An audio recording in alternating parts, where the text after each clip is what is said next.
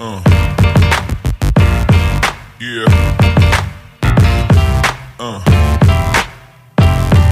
yeah. Uh.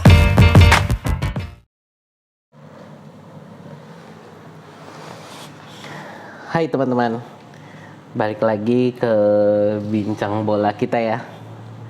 Hari ini saya mau ngobrol tentang mana? Di sini ya, ini. Ya, beberapa hari yang lalu saya di salah satu video YouTube ya debat dengan orang ini karena posting dia ini, gitu ya. Tentu saja dari dia saya balas ini gitu ya. Nah, sebenarnya saya nggak masalah ya terhadap prediksi dia Arsenal akan masuk di peringkat 6. Saya nggak masalah. Tapi saya lucu aja gitu ya ketika dia bilang, oh Arteta musim ini akan dipecat gitu sebelum musim berakhir. Udah banyak sih yang bilang Arteta akan dipecat sebelum musim berakhir itu sejak tahun 2020 ya. Seperti balasan saya dari 2020 udah banyak yang bilang Arteta akan dipecat sebelum musim selesai. Udah dari dulu gitu ya. Tapi saya di sini mau memberikan alasan kenapa saya membalas seperti ini ke dia. Karena menurut saya Ten Hag ini yang justru punya peluang lebih besar untuk dipecat lebih dahulu, jauh sebelum Arteta keluar dari Arsenal gitu ya. Jadi saya justru yakin banget Ten Hag ini berpotensi untuk dipecat jauh lebih dulu sebelum Arteta. Dan saya bahkan di beberapa forum, di beberapa thread gitu ya, saya sering ngomong Ten Hag out ini akan berkumandang di antara fans MU paling pol-polan seminimal-minimalnya itu pertengahan musim depan. Jadi ya paling nggak sekitar Januari Februari 2024 gitu ya, Januari Februari 2024 itu akan Ten Hag out ini akan ramai akan trending di kalangan fans MU. Saya nggak bilang akan dipecat 2024 ya, tapi bahwa paling enggak di 2024 itu fans MU akan berkumandang Ten Hag out. Kenapa saya yakin seperti itu? Saya ada beberapa alasan ya. Saya akan sebutkan 5 alasan kenapa Ten Hag out akan ramai di kalangan fans MU sebelum 2024. Oke. Alasan pertama, fans MU ini nggak sabaran ya. Teman-teman tadi lihat sendiri di postingan dia aja, dia langsung menyebutkan bahwa dengan adanya Ten Hag ini di akhir musim 2022-2023 ini MU akan langsung berada di peringkat 3 gitu ya. Yang menurut saya ya bukannya tidak mungkin, tapi dengan kesulitan-kesulitan yang dihadapi oleh MU, kendala-kendala, problem-problem yang dihadapi oleh MU sekarang ini, untuk merangsek ke 4 besar ini akan sangat sulit. Apalagi dan menurut saya mungkin akan sangat berjuang sekali lah MU tahun ini untuk bisa mungkin 6 besar aja, mungkin perjuangannya harus besar sekali gitu ya. Kenapa? Karena masih banyak sekali masalah di tim MU ini yang belum teratasi gitu ya. Jadi masih banyak sekali dari segi kualitas pemain, mentalitas pemain, sinergi antar pemain, ini masih sangat jauh.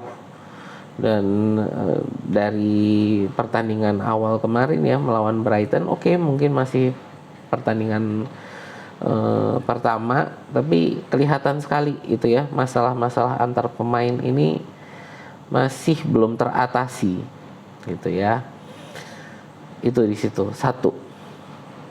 alasan kedua. Nah, alasan kedua ini menurut saya ini history aja lah. Sepeninggal Fergie itu udah ada berapa pelatih MU coba. Kita dari Moyes, Van Gaal, terus Mourinho, Ole Gunnar Solskjaer, Ralf Rangnick, dan sekarang Ten Hag. Sudah 6 pelatih dalam jangka waktu kurang dari berapa tahun itu, gitu ya. Udah 6 pelatih dalam waktu yang sangat singkat, berputar terus, gitu ya, diganti terus-terusan, gitu. Kenapa? Karena dari petinggi Manchester United sendiri juga mereka nggak sabaran, ngerasa gagal dikit pecat. Padahal dari petinggi MU-nya sendiri, dari dewan direksi mereka sendiri, saya juga kurang tahu, untuk mendukung pelatih ini rasanya masih jauh dari yang namanya mendukung, gitu ya. Jadi untuk pembelian pemain ini tidak pernah saya lihat mereka membeli pemain ini berdasarkan kebutuhan tim, ya, tapi lebih ke kebutuhan komersil untuk menjual kaos, menjual image pemain, gitu ya. Itu yang dilakukan oleh petinggi MU, sehingga mereka sudah nggak sabaran ngasih pemainnya juga yang nggak sesuai, gitu. Dan musim ini mulai kelihatan lagi kan, udah mulai kontroversi nih untuk pembelian Arnautovic, terus siapa, Calvin siapa sih tadi namanya, dari Juventus itulah ya. Nah itu lagi kontroversi lagi, fans nggak suka pemain yang mau dibeli, gitu kan. Dan kelihatan sekali ini pemain pembelian panic buying, gitu ya. Jadi sekali lagi nggak mendukung manajernya dan nggak sabaran, gitu. Oke, yang berikutnya alasan ketiga. Nah, ini nih alasan ketiga ini menurut saya kenapa akan sangat berpengaruh terhadap fans MU. Spin media, ya. Media ini seneng banget deh kalau MU amburadul. Jadi ada kesalahan dikit langsung di blow up di media.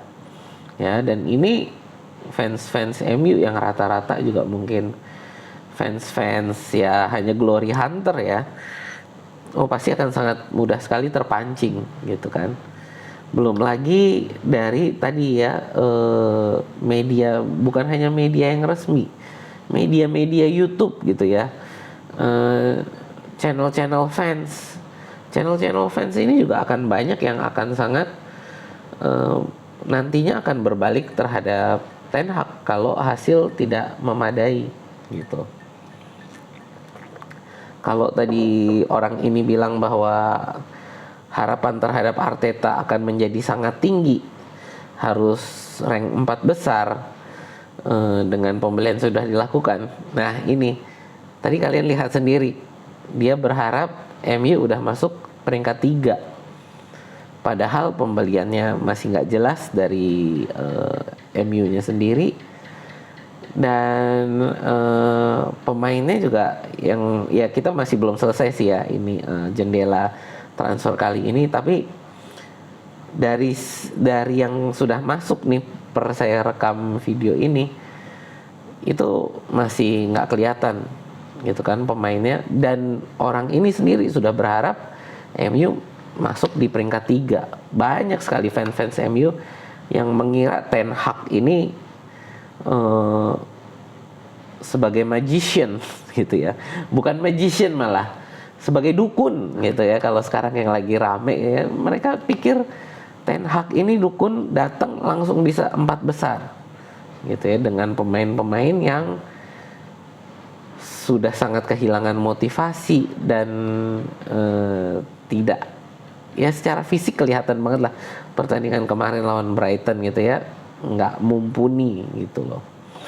Oke, jadi seperti itu. Pasti spin dari media akan sangat tinggi. Oke. Alasan berikutnya, yang keempat. Ini saya sudah bilang beberapa kali ya di beberapa video saya yang lain, bahwa kondisi ruang ganti MU ini sebenarnya ya mungkin bisa dibilang toksik. Sumbernya dari mana? Kita dari media-media, terutama di akhir tahun lalu lah ya, akhir musim lalu, itu banyak sekali pemain-pemain MU yang membocorkan kondisi di ruang ganti. Dan ini kondisi di ruang ganti sudah sangat toksik kalau kita melihat dari bocoran-bocoran tersebut. Dan yang membocorkan ini bukan staff, bukan karyawan gitu ya.